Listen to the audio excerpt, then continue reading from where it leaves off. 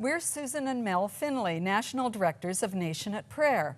This month, as we talk with leaders across the nation, exploring Canada and some of the opportunities and challenges Canada faces, we are discovering how each one of us can impact our nation through prayer and how prayer is impacting our nation. Today we're talking with Eric Tappenden, a community-focused business leader and volunteer. Eric has been instrumental in sparking a number of community prayer breakfasts. He joins us to share some of his experience. Welcome, Eric. Thank you, Mel. Susan, good to see you. You've been chair of a number of boards, ranging from hospital to theater to Board of Trade, but your real passion seems to be community prayer breakfasts. Can you tell us about that? Absolutely. I've been involved, I guess, mostly with the Markham Prayer Breakfast over the last 15 years. We happen to have had a Christian mayor in Markham, and so the prayer breakfast there was his idea. He went to a group of churches and said, I'd like to have a prayer breakfast here. I'd like to give leadership to it. Could each of you assign somebody to be on a committee, and let's get this thing rolling. So that was a very easy one, and that's been running about 15 years now. I think at one point Markham was the largest prayer breakfast in all of Canada.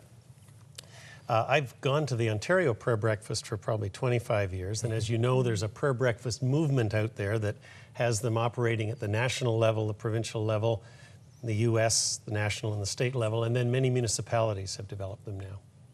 Eric, you've been particularly effective at engaging local politicians and mayors to support prayer breakfasts. How have you done that? I think that would be particularly helpful to our viewers.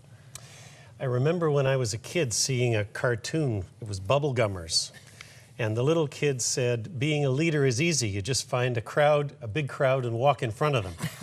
And, you know, I think mayors, other local politicians are the kind of people who want to honor the people in their community. They want to jump on board with something that has some legs to it, some momentum.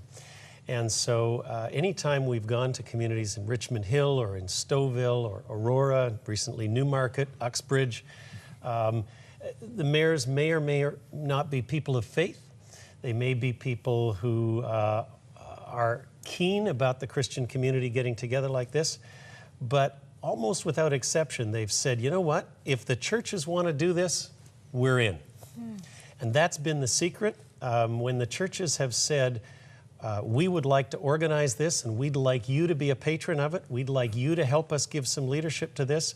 Anytime there's a large segment of the community that wants to do something, mayors are usually pretty excited about it. Well, and out of Markham, how many prayer breakfasts now have emerged out of Markham? Well, you know, I think probably in our local area there's 6 or 7. But I understand in some of the other regions, in Mississauga, in Oakville, in Pickering, and Bowmanville, we were talking about earlier, I think it's spreading.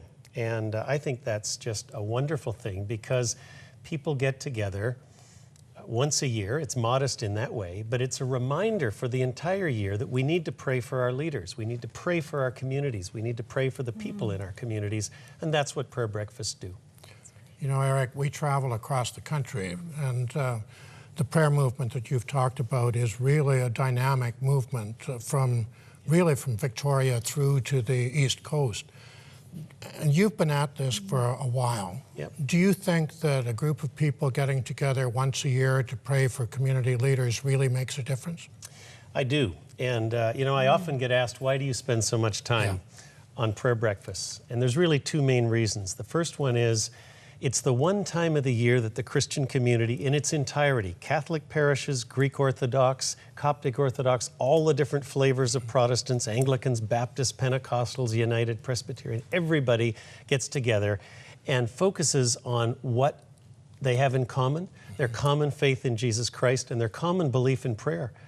And instead of thinking about what makes them distinctive, it celebrates what we have in common. The second thing is, I've often said, if you can get a dozen politicians in a room once a year and let them hear the gospel of Jesus Christ, that makes it worthwhile just by itself, just that. And that's what happens at prayer breakfast. I think there's another thing that happens, and that is that very often people who won't go to church, won't darken the door of a church, will often come as a guest of a business person or somebody they know, and they'll come and they'll hear the gospel presented in song, presented in the form of a story from one of the speakers telling their life story. It's a way of sharing the gospel in the community. Briefly, do you have any advice for those whom the Lord has laid on their heart about starting a prayer breakfast in their community? The model we've found the most effective has been to work through the churches. So if you can get representatives from 5 or 6 or 7 churches of different flavors, make an appointment to see the mayor and say, we'd like to start a prayer breakfast. Will you help us? And you're not asking for money. You charge whatever it takes to break even. You don't need to worry about that. Get some sponsorship in the community. Go to see the mayor and say, we'd like to have a prayer breakfast in our community. This cultural group, that religious group, they all do things. This is the Christian community, and this is what we'd like to do. Are you in or out? And sometimes reluctantly, but almost without exception, mayors will say, okay, let's do it. Thank you, Eric, and we really appreciate your time, and we would encourage anyone with an interest in prayer breakfast to get involved.